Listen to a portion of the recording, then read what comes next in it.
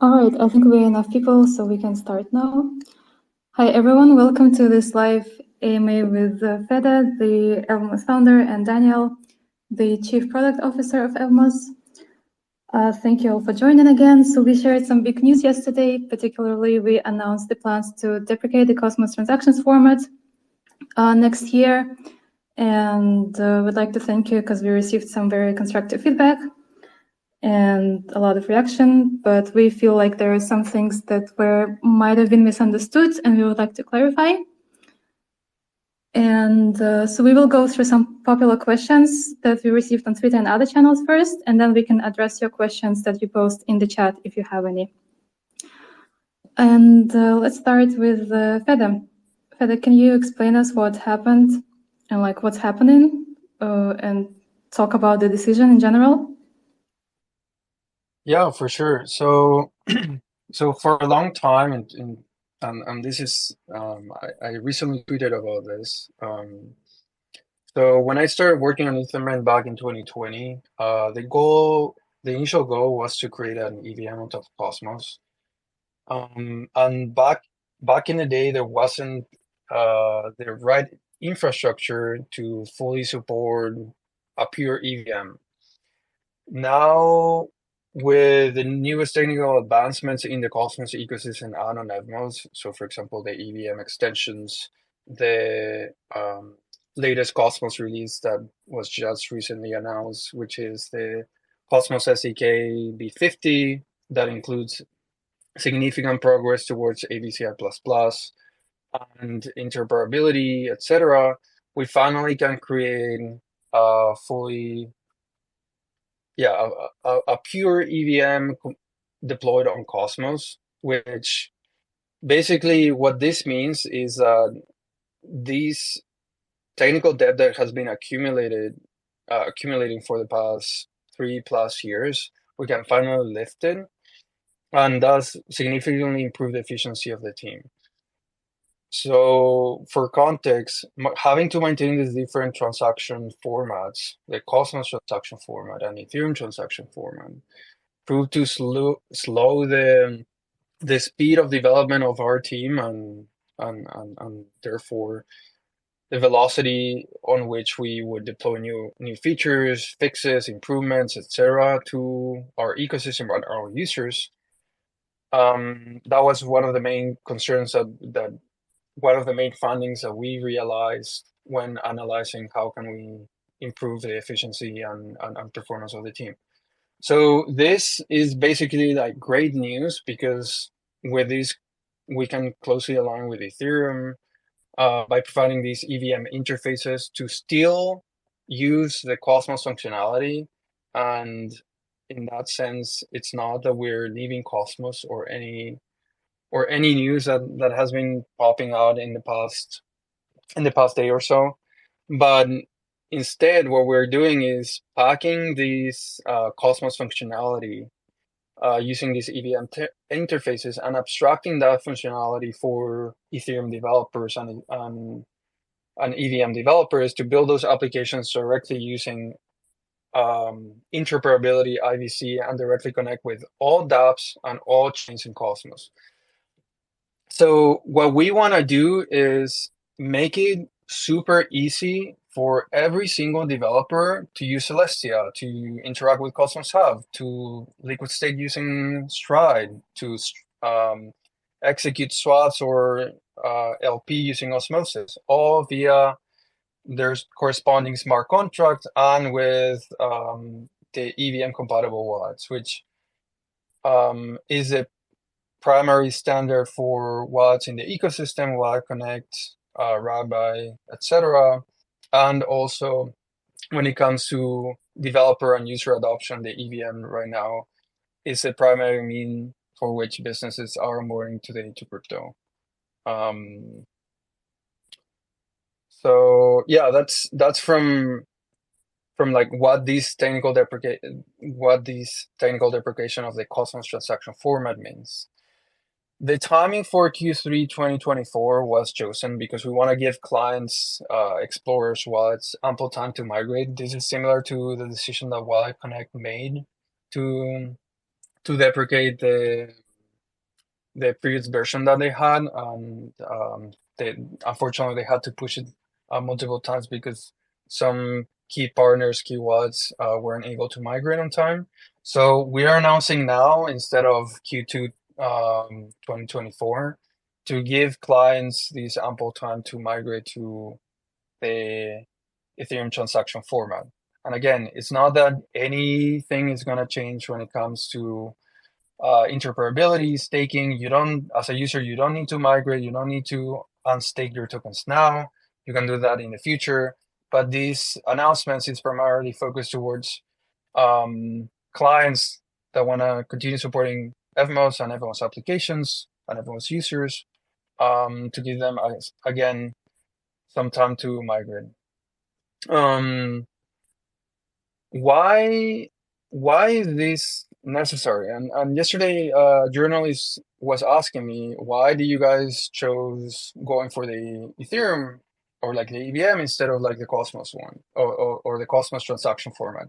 And again, it's not that we're leaving Cosmos, is choosing one transaction format because we have multiple APIs right now. We have the Cosmos APIs, the gRPC.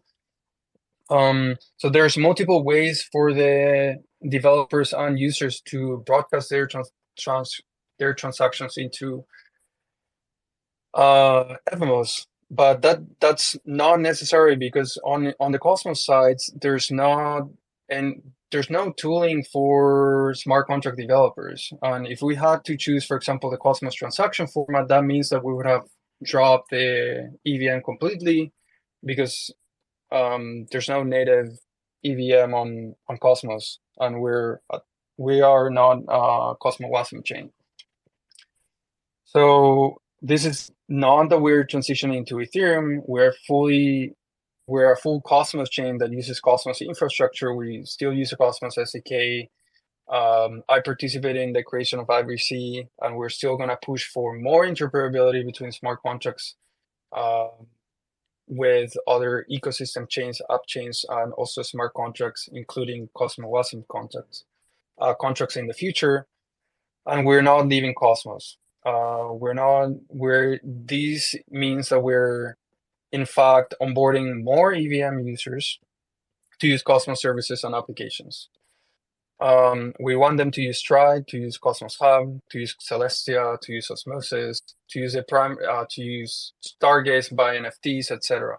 We want developers to use Cosmos, and that's why we decided to completely abstract that functionality, that Cosmos functionality that wasn't required for these developers to build their applications, and that would significantly increase the speed of development for us and for the team. IBC, as I mentioned before, is still going to be supported.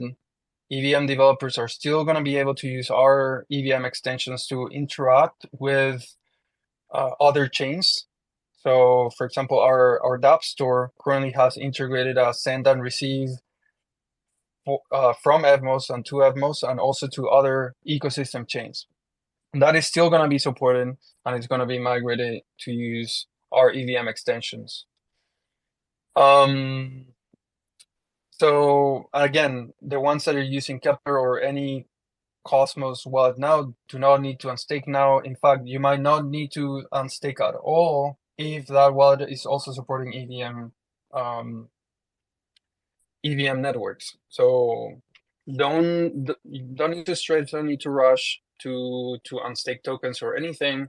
This is just going to take some time to provide, again, ample time to clients to migrate. Great. While you mentioned IBC, and we've got the question in the chat. Can you explain what the new flow will look like to IBC into and out of Evmos? Will it be essentially the same as it currently is on the dashboard? Yes, it's exactly the same behavior. Our EVM extensions use the IBC modules for the ones that are more technical. So it's exactly the same behavior. You will need to define the destination chain and the amount and the receiver of the other chain, and it will smoothly execute the transaction and send it via IBC to the receiving chain. And what's more, you will be able to do more behaviors with our upcoming outposts and our coming interoperability features that are going to make it even simpler for you to perform a swap in one single transaction instead of four, or liquid stake your Evmos tokens directly using Stride with one transaction instead of four, and then, for example, use that to provide liquidity on Forge that are here listening. So we are still going to support IBC, and we're in fact going to make it way easier for users to interact and create their own workflows to interact with other applications and apps on Evmos. I think it's also good to point out that this change is not affecting users. It's actually improving the way that you can actually build on Evmos, right? So these changes are aiming at providing just one API, right? One way to build on Evmos to interact with Evmos infrastructure, and having to just maintain one format adds consistency, right? It adds consistency on the developer experience, but also things like gas costs, and it will, like Fede mentioned, just improve not just our core protocol upgrades, but also the ability to build on Atmos, use cross-chain workflows, and deploy applications directly on Atmos.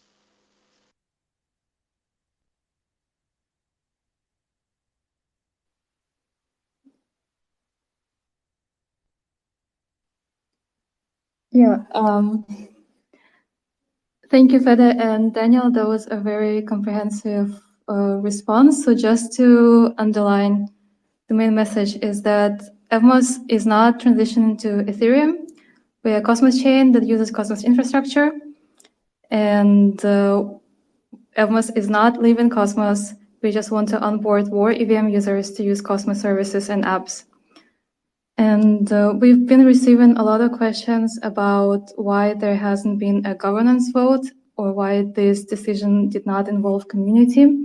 And we would also like to address this. Maybe Fede or Daniel? Yeah, definitely. So to address this, going back to the issue of the technical debt, we have a mandate with the Evmos Foundation to decrease the technical debt that has been accumulating over the years, and that is going to allow us to ship faster. So this is like a technical decision to improve our software and improve the team also, improve the team efficiency drastically. That being said, this is still going to go through a governance vote in the corresponding upgrade. So in Q3 2024, when this is fully deprecated, this is going to go through a governance upgrade, so through a governance proposal when it's included in the chain. So the community is still going to be involved in that governance proposal, and we're not going to push any software that is not approved via governance. Yeah. Thank you, Fede. That was, again, a very comprehensive response. And maybe we should add more information to the users. We already talked about the users who stake with Kepler do not need to unstake, but how do you see the migration of the users? Like in the future, what will they have to do? So we expect, if you're using already an EVM compatible wallet, there won't be any migration needed. And for the ones that are only that are Cosmos only wallets, you might need to stake, but again, that will be decided by Q3 2024 if that wallet supports or not the Ethereum transaction format by then, and then you will have to, for example, add stake. In that sense, it's still going to be the same wallet, especially, for example, if you're using a hardware wallet, you can connect your same ledger wallet, or migrate your key. If you're not comfortable with that, you can also create a new key and transfer the tokens to the new wallet. So there's different ways to migrate that we're going to share over the upcoming months. But again, this is not a decision that needs to be done now. No need to rush for our users. And yeah, the transition we expect that there won't be any service disruption for node operators, relayers, or validators. Thank you. We got another question about the Cosmos transactions fees. So we communicated that all the Cosmos transactions fees will be burned. Does this give us a hint on new tokenomics? Can you expand on your thoughts on new tokenomics? Yeah, we've been working with a partner that we're going to be announcing soon that is here, also Deepa from Pole Finance. We've been working with Pole Finance to create a new economic model for the Evmos token that we are going to be shortly announcing in the next few weeks. The team and I have been working this new issuance model, the new distribution model for once the tokens are minted, how they're going to be distributed across users and validators, and also how to create a burning mechanism to make the system adapt to the different network conditions and the macroeconomic conditions. So we expect that this is going to be communicated directly with the users and the community to once we have a concrete text that we can share. Yeah, so stay tuned and follow our updates. We've got another question in the meantime about the node operators. So we already mentioned that there should be no disruptions for the node operators. And the question says, not only validators, but RPC node providers. The article mentioned no disruption, but is it really possible? So there's different types of RPC services that are currently provided on Evmos. So you have the common BFD RPC, you have gRPC, and you have JSON RPC, which is the last one is the only one that is provided by Ethereum clients, that is used by Ethereum clients, and the one that Ethereum wallets primarily use. So we expect to deprecate the gRPC for transactions, so you won't be able to create a transaction using gRPC. But the only way for you to send and broadcast transactions will be through the JSON RPC, which is the primary way for Ethereum clients to interact with EVM networks. That being said, also in the article, we mentioned that queries for gRPC are still going to be supported. So if you are a read-only wallet or an explorer that is reading Cosmos formatted transactions or Cosmos formatted formatted blocks, etc., you'll still be able to query that information using the previous services. In that sense, it's not going to be a service disruption for queries, only for transactions. Thank you. There is another question. How do Cosmos users move their staked Evmos from Kepler wallet to an EVM supported wallet? And Fede already talked about it, and I'll repeat that we will share all of the migration guides and materials for users and developers shortly. But thanks for the question. Daniel, I'm not sure if you want to expand a little more on any product decision and how this is going to impact our product positively. Yeah, for sure. I mean, the big alignment that we're making here is that we are adding programmability and composability on top of Cosmos infrastructure, right? And this is something that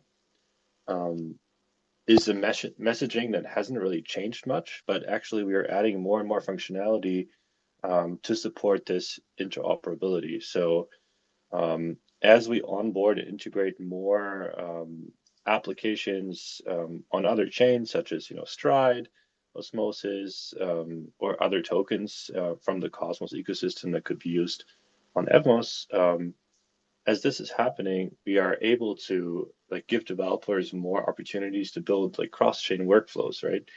And as in context of this big decision, it's really it'll make all this development much faster because we can really concentrate on developers that want to use EVM infrastructure and EVM interfaces.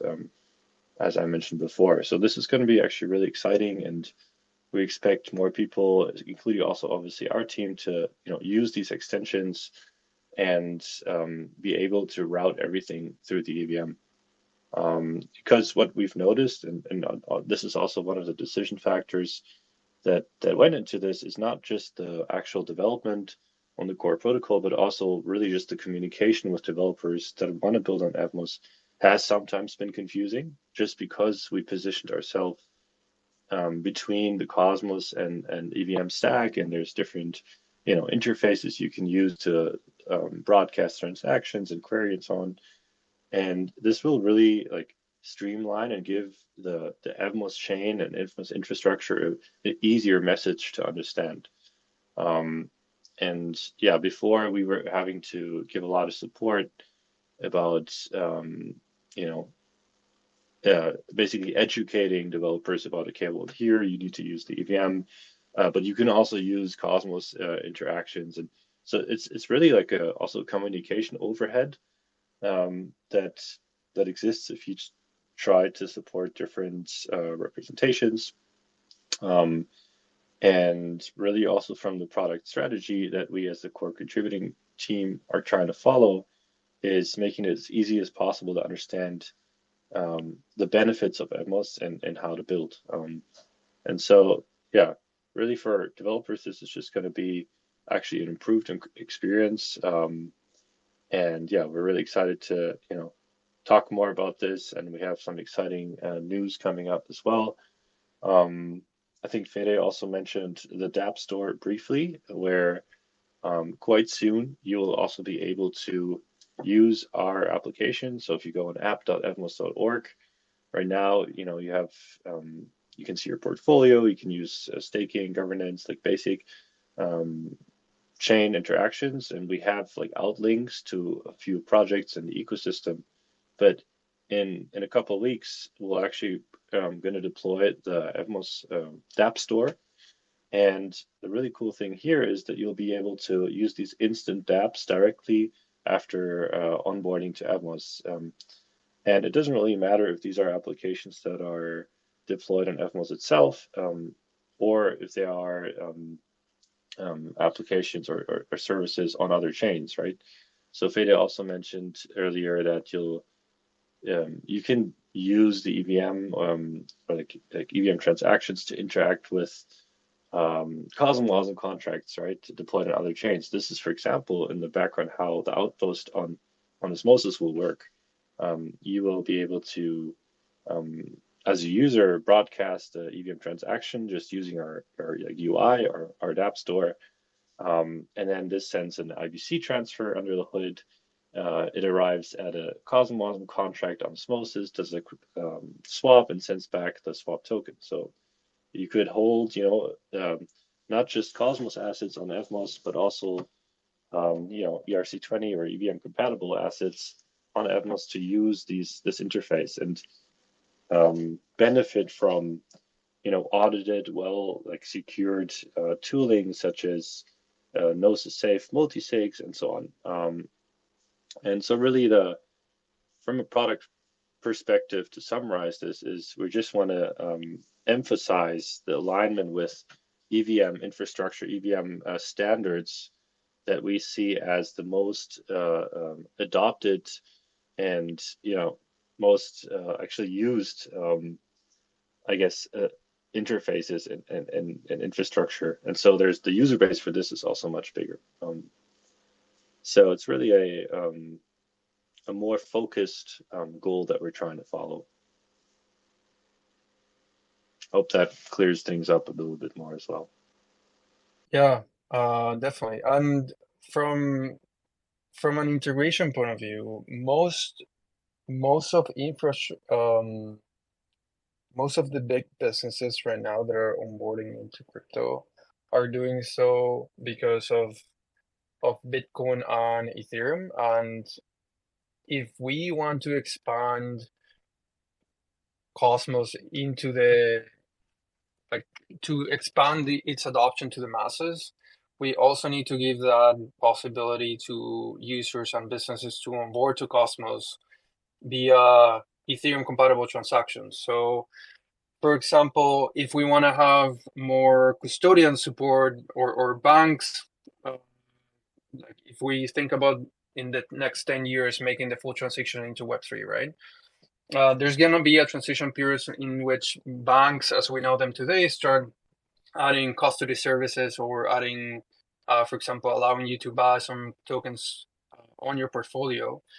The way that they're doing that now is via introducing the ERC20 standard, which is a primary standard for tokens, which is different than the native token standard that exists today on Cosmos.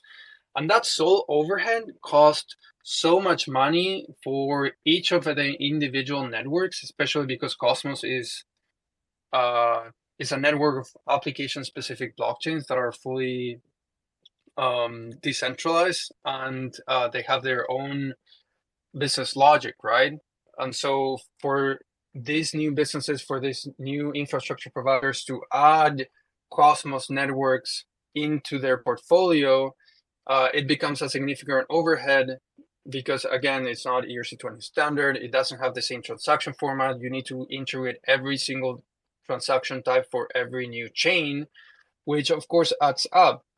And so the solution that we're proposing in moving forward is that all these businesses, all these infrastructure providers, all these developers will be able to onboard easier and faster to all the different Cosmos assets and their corresponding applications using the Ethereum transaction format via Evmos. So as I said before, if someone wants to own stars, they can use that directly on Evmos, representing stars as an ERC20, or if they want to hold Atom or Celestia TIA tokens or any asset in the Cosmos ecosystem, they will be able to interface with their application-specific blockchain, Osmosis, etc., via Evmos and our Ethereum formatted transaction. That's why we're pushing for this decision.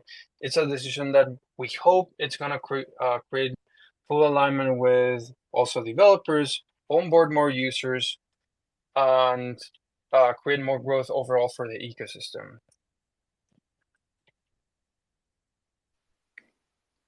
Thank you, Fede. We have one more question. Evmos is deprecating Cosmos transactions format, but the company behind Altiplanic has received the big delegation from Interchain Foundation. Any comment on that? Yeah, so we recently, one way that we can align with specifically the Cosmos Hub is by also start contributing our software. For example, dynamic IBC is something that we think that is going to be hugely beneficial for the entire ecosystem. So right now we're in the process of creating that specification. So for example, we can have dynamic IBC for Cosmos and Solidity, and that can be implemented by other teams in the space. We think that this is a better solution than having a grant-based proposal because it puts us skin in the game when it comes to fully aligning with the entire Cosmos community, and it makes us participate from the network upgrades, push code faster that can also align with other ecosystem players in the space.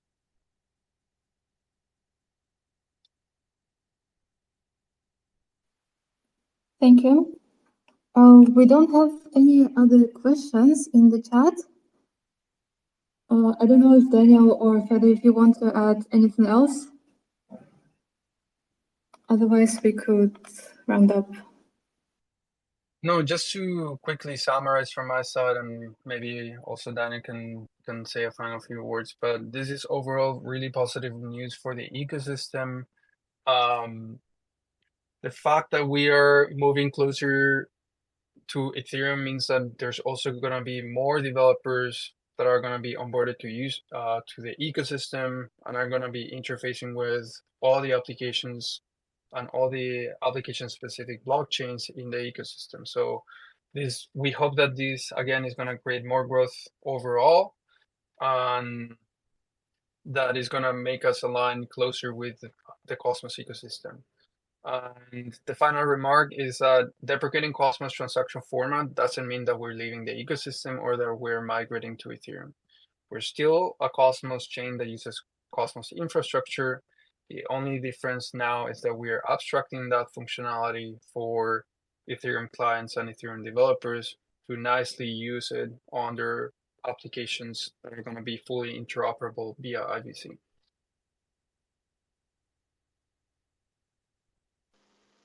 Nice. Can't add much more. Just, I guess, appreciation for everybody who's participating in this discussion and leaving really great, the constructive feedback. So we know that the Evmos community is always very active, and we're super grateful for everybody coming together and also being part of this ecosystem. So thank you. Yeah, thank you. I'll just add that we will share more materials regarding the migration for users and developers. And there is one more question about the tokenomics. We will be sharing the progress on tokenomics as well. And yeah, thank you for joining, and thank you, Fede and Daniel, for your answers. Thank you everyone for participating, and looking forward to this new step. As I said, it's going to be huge for the entire Cosmos ecosystem. Yeah, thanks. Take care, guys. Bye-bye.